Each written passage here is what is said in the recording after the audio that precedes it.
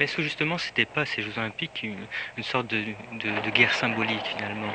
Est-ce que pendant cette trêve, se combattre de manière symbolique ne remplaçait pas finalement la lutte nécessaire entre les cités, entre les hommes?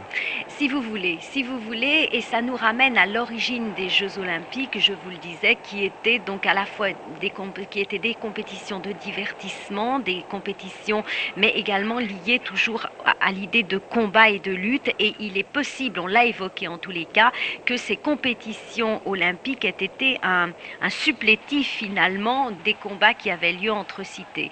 Il est certain en tous les cas que c'était également une image, un symbole de la politique de l'époque.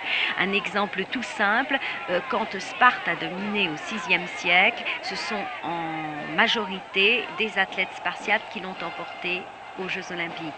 Quand Athènes domine au Ve siècle, ce sont les athlètes athéniens. Donc il est évident aussi qu'il y avait la volonté de montrer qui dominait, soit en Grèce, soit dans le monde connu de l'époque, de montrer aux Jeux Olympiques qui dominait donc dans le monde en fait.